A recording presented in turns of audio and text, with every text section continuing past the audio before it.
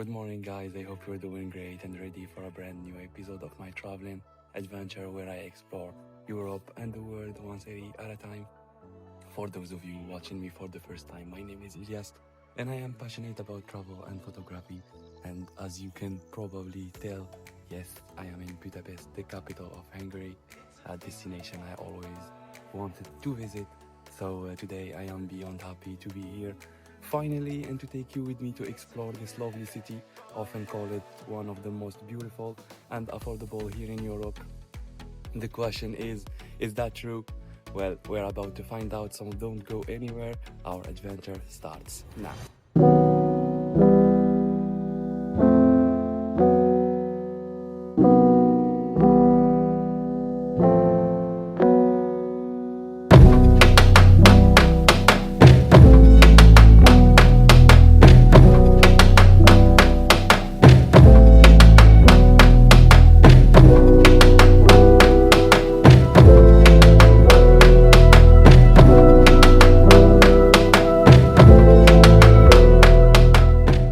There is a certain silence that only exists before sunrise, a silence that feels like possibility. At 5 in the morning, with the air still cool and the city barely waking, I stepped into Budapest for the very first time. It's always a strange feeling, arriving somewhere you've only seen in pictures, a place that lives in your imagination long before you ever walk its streets. I wasn't sure what my first moments here would feel like, but I knew one thing. Everyone said the same. Start your day in a place where the city reveals itself slowly, like a secret whispered only to those who rise early enough to hear it. So I listened. I wandered through quiet streets, the kind that look completely different at dawn, as if the city is offering you a private version of itself. With every step, the sky shifted. Not brightening yet, but deepening into those unbelievable colors that only appear before the sun even thinks about rising. Shades of blue, violet and soft red stretching across the horizon, like the city was slowly waking up under a painted sky.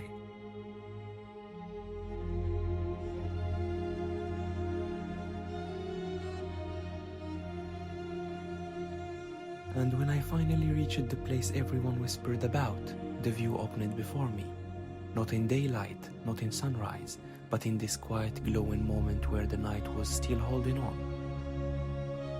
The city lights shimmered in the distance, reflected in the calm water of the Danube, while the sky hovered between darkness and fire. It was the kind of scene that takes your breath away without making a sound.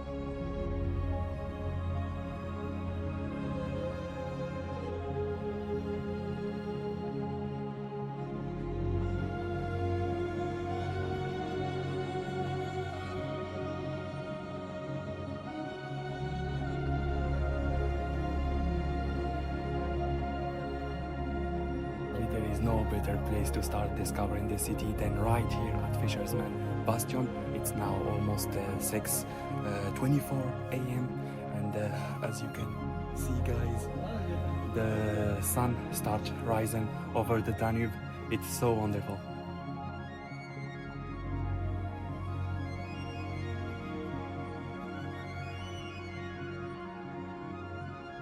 What actually gives you one of the best views on the Parliament building and best side of the city, and honestly it's just the perfect place to start your day. There is something truly magical about being here this early. Fisherman Bastion feels like a fairy tale, and the crazy thing is that it's completely free, and at this hour it's just you, the city and the sunrise. Fisherman's Bastion, one of Budapest's most iconic viewpoints, and yet it's far more than just a viewpoint. It's a place where history, legend and beauty blend together so seamlessly that it almost feels like a dream. The bastion curves gently above the city like a fairy tale fortress, 7 white towers rising into the morning air, connected by long terraces, stone staircases and archways that frame the skyline like a painting. It looks ancient, medieval, the kind of place you expect knights to walk through. But here's the surprising part, it isn't actually that old. Even though its designs feel like a castle from centuries ago, Fisherman's Bastion was built in the late 1800s, finished around 1902. It was never meant for defense, never meant for war.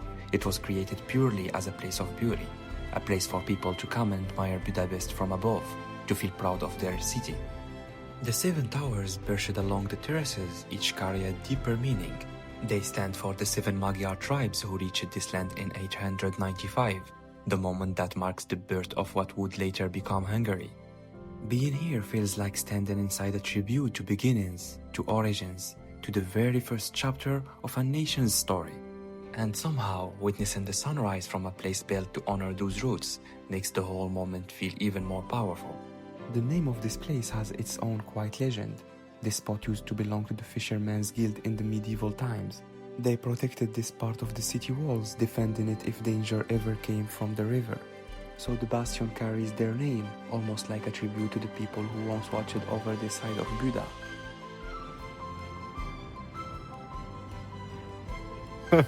What's amazing about this area is how history is packed into every corner. In fact, just few steps from Fisherman's Bastion you will find another landmark of the city that you absolutely can't miss, which is Matthias Church.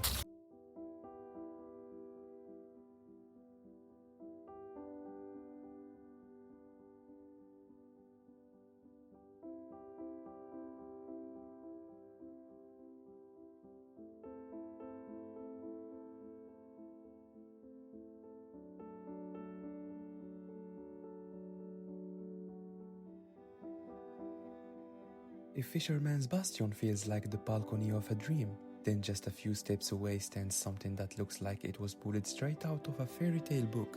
Rising with its colorful tales shimmering in the morning light, Matthias Church appears like a castle built for stories, a place where kings, legends, and centuries of history all meet beneath one roof. The first church on this spot dates back to the 11th century, built during the reign of Hungary's first ruling dynasty.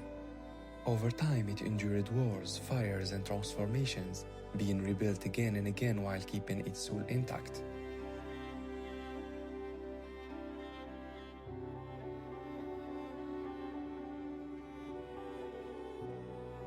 What we see today is a masterpiece of new Gothic architecture, restored in the 19th century with incredible detail, giving the building its iconic, almost enchanted appearance. For hundreds of years, this church was the stage for royal ceremonies. Hungarian monarchs were crowned here, including Franz Joseph I and Empress Elizabeth. Their coronation echoed beneath these walls, filling the space with music, power, and celebration. You can almost feel those memories lingering in the air as you approach the entrance. Its name honors King Matthias, a ruler known for his wisdom and strength. He married here, held ceremonies here, and left his mark on the nation. The church carries his name not only because of what he did, but because his spirit became part of this place, a symbol of justice and leadership woven into its story.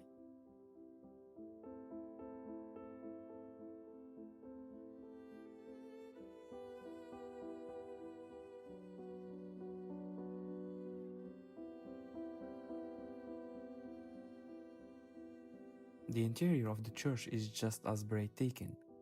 Its walls are covered in vibrant painting, floral motifs, and golden patterns inspired by medieval manuscripts.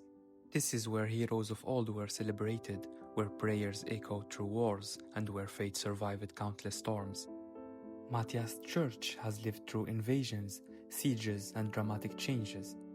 During the Ottoman occupation, it was transformed into a mosque, Christian symbols were removed, and new ones added. After their departure, the church was restored and returned to its former identity. Every layer of paint, every pillar, every sculpture carries traces of the many eras it survived. Inside you can find sacred relics, royal artifacts, and artistic masterpieces. Among them is a replica of the Holy Crown of Hungary, the crown used in coronation ceremonies for centuries. It stands as a reminder of the country's long and dramatic journey through time.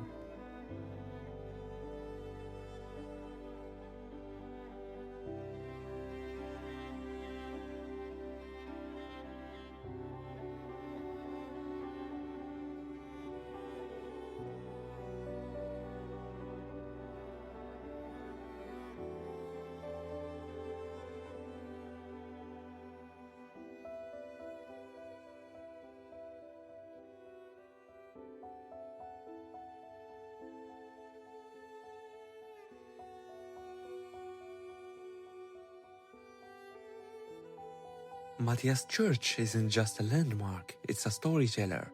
One that shares its history not through words but through every detail carved, painted and preserved over the centuries. And as I stood before it, with the morning light dancing across its vibrant roof, I realized why this place captures the imagination of everyone who visits. Matthias Church doesn't just tell the story of Hungary, it makes you feel like you've stepped into it. And somewhere between the echoes of that place and the golden glow of the sunrise, another feeling appeared. A simple human one. Anger and curiosity. A desire to continue this moment, not by rushing, but by savoring it.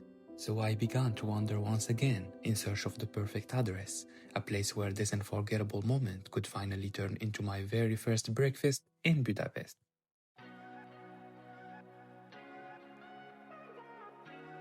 So guys, we just found this really nice coffee called We to have a break and grab some breakfast. And what I love about this kind of places is how cozy and local it feels.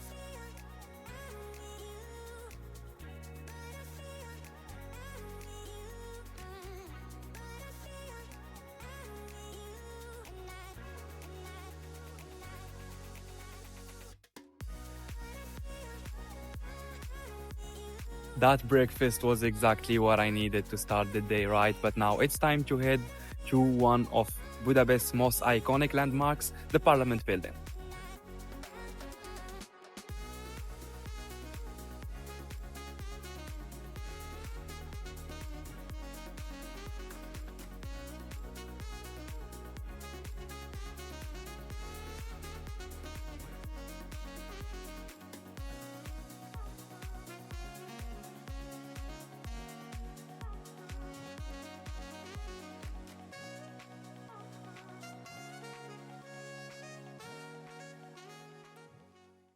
Ever since I first saw a picture of it, I dreamed of walking beside the river and gazing up that magnificent silhouette. Spires rising like spears of light, a dome crowned above the city, and walls that whispered stories from centuries long gone. It always felt like a place that lived inside my imagination, distant, almost unreal. And now, standing here at the river's edge, with the morning light shimmering across the Danube, that dream finally becomes real. I am no longer looking at a photograph or a postcard or someone else's memory. I am here, right in front of it.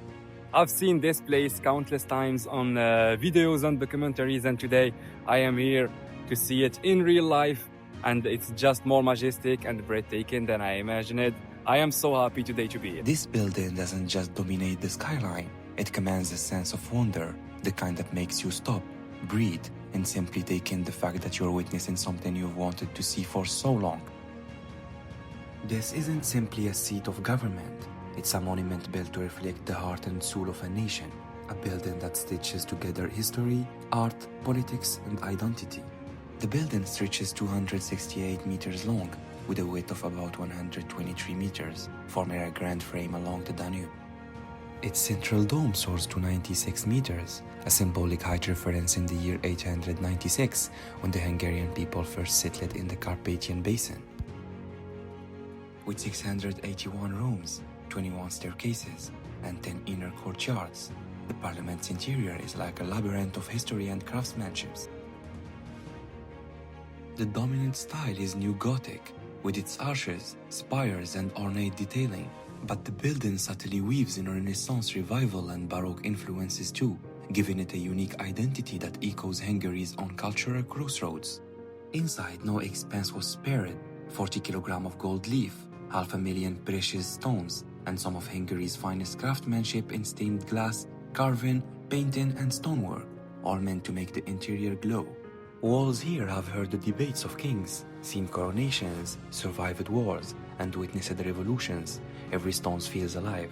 Its construction started in 1885 after a public design competition. And though the building was first inaugurated in 1896, marking 1,000 years of Hungarian statehood, works continued until its final completion in 1904. The architect, Emre Stindl, unfortunately never saw his masterpiece fully completed. He died in 1902, just before the final touches were done. Inside the grand halls now rest the treasures of a nation, among them the Holy Crown of Hungary and other coronation regalia.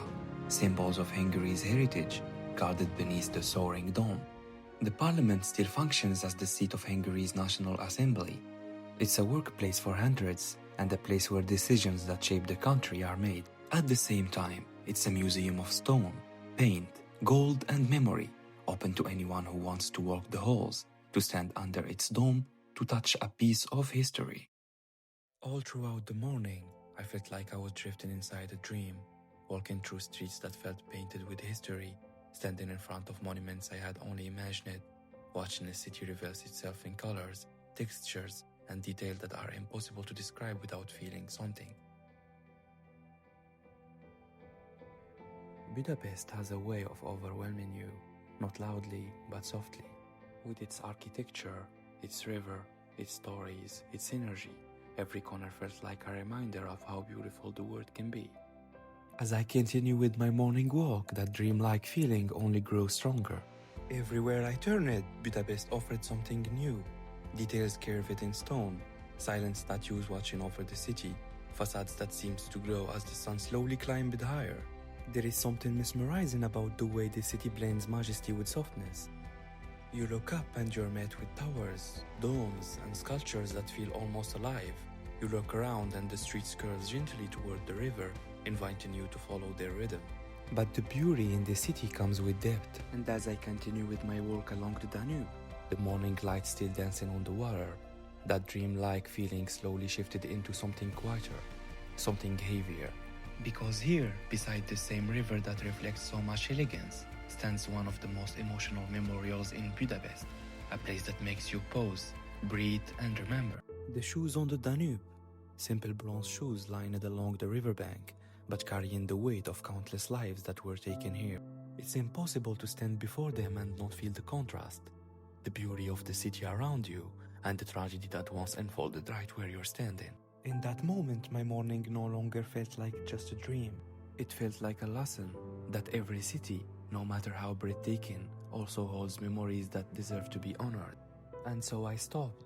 I let myself feel it. I let myself remember. Because traveling isn't only about the beautiful places you see, it's also about the stories you choose not to look away from.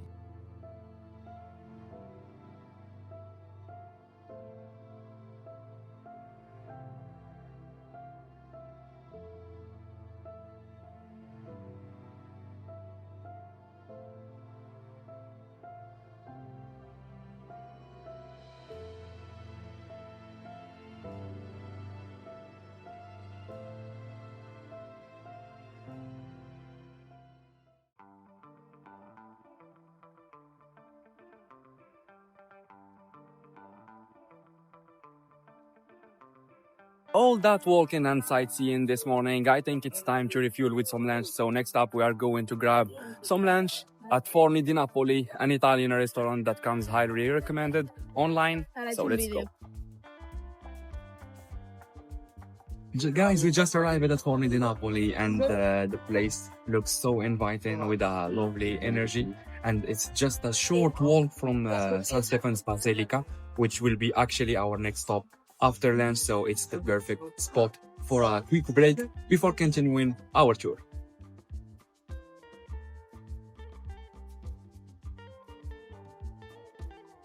Guys, we just placed our order and the menu is so amazing with a lot of pizzas choices. I am super excited to try it out and see if it lives up to the hype. I will show you guys what we ordered when it arrives.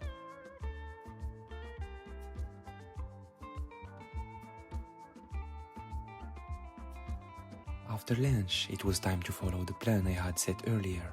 One place had been on my mind since the morning, a landmark I had been waiting to experience properly. I left the table knowing exactly where I was heading next, letting the walk become part of the journey. With every step, anticipation quietly grew, and then, without any need for introduction, it stood there. A destination I had already imagined, now finally in front of me. Guys, as you can see, I am next to San Stefan Basilica, and before I go inside, I want to give you a quick feedback about the pizza.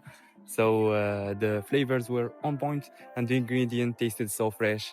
I am not disappointed, and this place actually lived up for its reputation. Now let's go inside and check this beautiful place.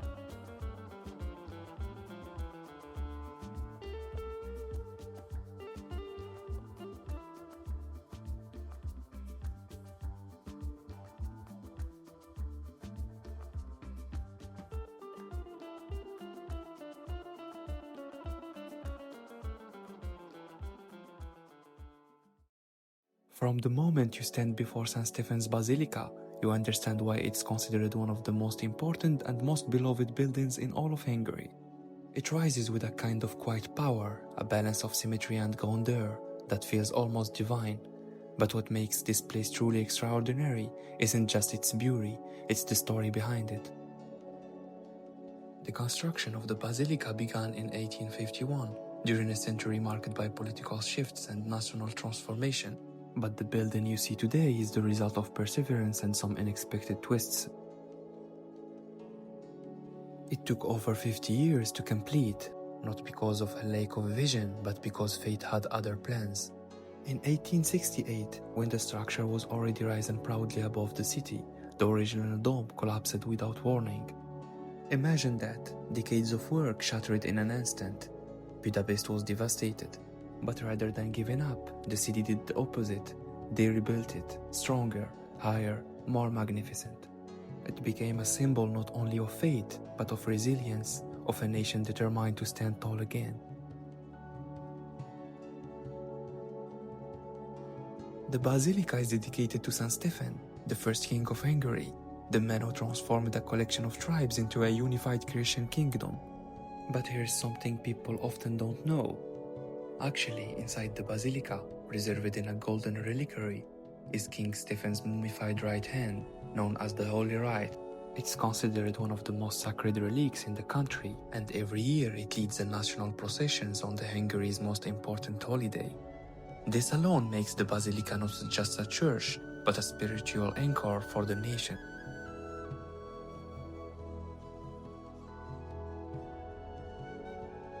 St. Stephen's Basilica was designed with intentional, almost mathematical harmony. Its 96-meter height, the same as the Parliament building, symbolizes the equal importance of the state and the church in the Hungary's identity. No building in central Budapest is allowed to surpass this height. It marks the city's spiritual and historical ceiling.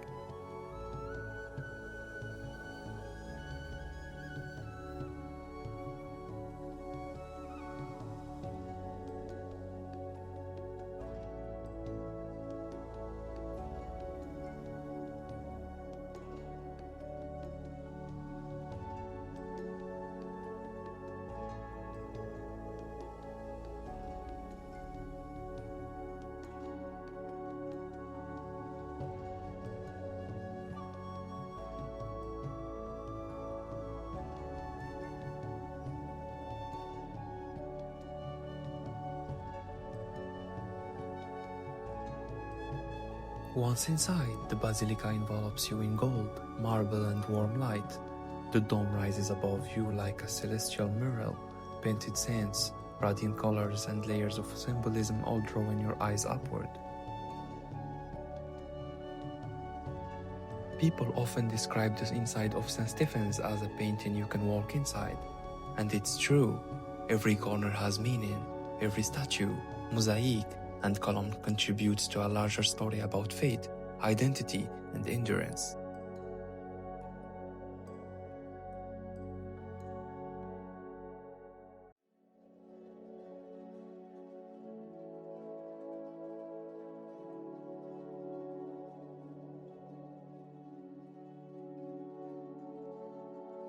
The Basilica isn't only a visual masterpiece, it's a musical one. It houses one of the most magnificent pip organs in Europe. Built in the late 19th century and later expanded, its sound fills the entire dome with powerful vibrations that move through your chest like a heartbeat. World-famous musicians still perform here, and many say the acoustics inside the Basilica are among the best in the world.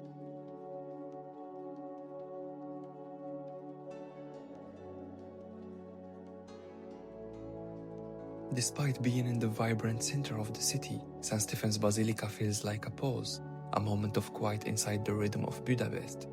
The square outside is full of life, cafes, music, footsteps echoing on stone. But the moment you step through its doors, everything softens. You feel the shift, you feel the weight of history, you feel the presence of something timeless. It's not just a building to visit, it's a moment to experience.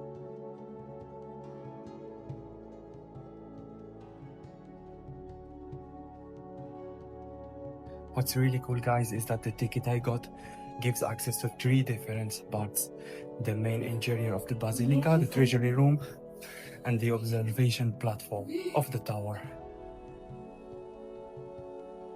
Tucked away from the vastness of the Basilica lies a quieter space, the treasury, a room where faith becomes tangible, where gold and silver carry centuries of devotion, and where Hungary's spiritual history is kept not in words, but in objects shaped by belief. The treasury room of St. Stephen's Basilica is one of the most overlooked yet meaningful spaces inside the building. While the main nave impresses you with grandeur and scale, the treasury invites you into something far more intimate, a place where Hungary's spiritual, artistic, and royal heritage is carefully preserved. The treasury houses a remarkable collection of liturgical objects, many of them handcrafted and centuries old. These objects weren't crafted for display, they were meant to serve faith, ritual, and tradition. Some of the items in the treasury are directly connected to Hungary's royal history. They reflect moments when religion, monarchy, and national identity were deeply intertwined. Several artifacts were donated by kings, bishops, and noble families, making the treasury not just a religious collection, but a reflection of power, devotion, and prestige across centuries. This place adds depth to your visit. It reminds viewers that behind grand monuments lie human hands, rituals, and faith.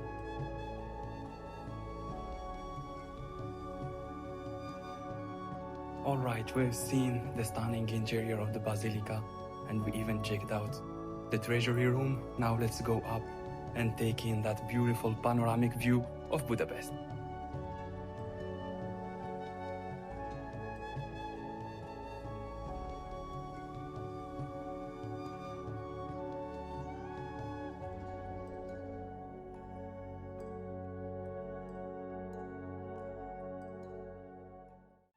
Wow, guys, the view is absolutely stunning. From up here, you can see the whole city of Budapest. Reaching the panoramic terrace feels like stepping into a quiet reward, whether you arrive by elevator or after climbing the long, winding staircase that seems to pull you higher with every turn. And then, suddenly, the city opens up beneath you, not in fragments, not in glimpses, but all at once.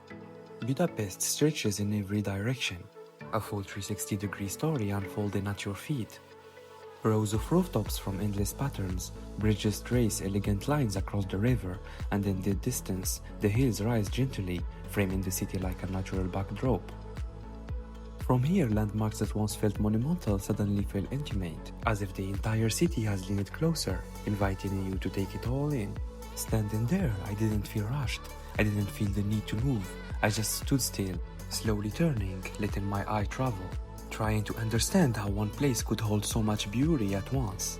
There is a strange mix of emotion up here: gratitude, disbelief, the kind that makes you smile without realizing it. People often say it's the best view in Budapest, not because it's the highest point, and not because it's dramatic in an obvious way, but because it feels personal. Because from this height, the city doesn't overpower you, it connects with you. And in that moment, looking out over everything I had walked through, dreamed about, and finally experienced it, it felt like Budapest was telling me softly, this is my whole story.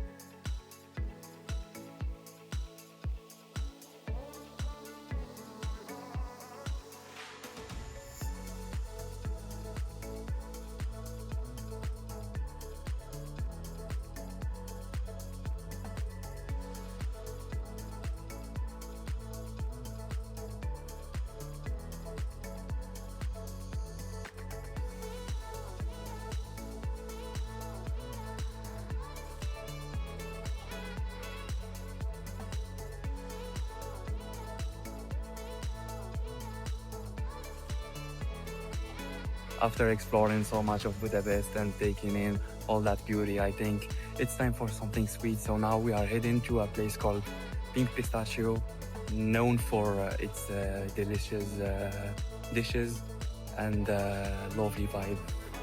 I will show you when we get there. Pink Pistachio, a place that feels like pure comfort, where colors are soft, flavors are playful, and every detail invites you to slow down and smile. Sometimes happiness really is this simple.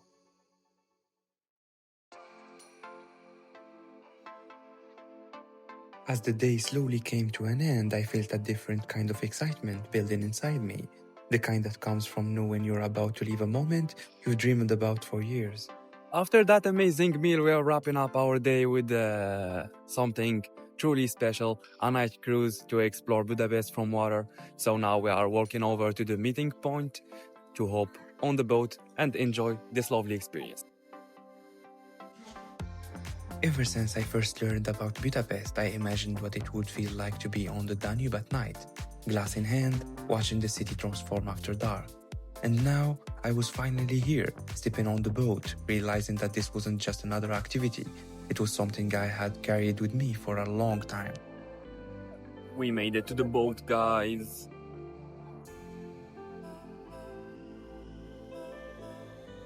As the cruise began, the river gently guiding us forward, the city revealed a completely new face. Lights reflected on water like liquid gold, bridges glowing above us, and then the Parliament. Illuminated, powerful, almost unreal. Seeing it from the water felt different from everything else I had experienced that day. Closer, deeper, as if the city was offering me its most intimate view.